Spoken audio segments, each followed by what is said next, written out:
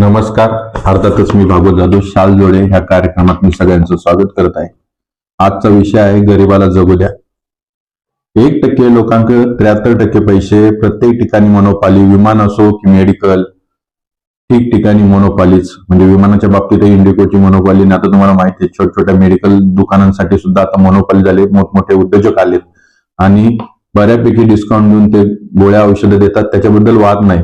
परंतु छोटे दुकानदार आपलं मेडिकल कसं सर्व्हाइव्ह करणार हा प्रश्न. एकीकडे डीमार्ट, बिग बाजार आलंय तर किराणा दुकानांची तीच अवस्था. म्हणजे मोनोपॉलीचे विशेषण बघा, ज्या लोकांना थोडे पैसे ते लोक उद्योगधंदे टाकू शकत नाही. जे लोक तिथं नोकरीला आहे त्यांचं जे पगार आहे, इन्क्रीमेंट आहे ते तरी कसं वाढणार, कारण की आपल्या इथं ज्या पद्धतीने पॉप्युलेशन आहे त्याच्यामुळे झालेली ही गोष्ट आहे. आता पुढे बघा, गरिबांनी जगायचं कसं? नोकरी करताना शोषण, बिझनेस करताना शोषण, प्रत्येक ठिकाणी गरिबाची निराशा. कारण 1% लोकांक 73% पैसे.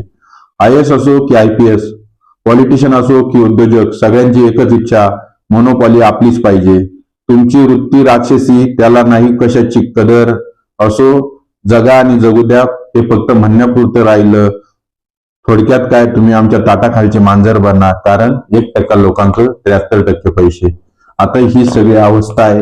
ही अवस्था एक वेगळ्या पद्धतीने मी सांगण्याचा प्रयत्न केला आहे. तुर्तास धन्यवाद.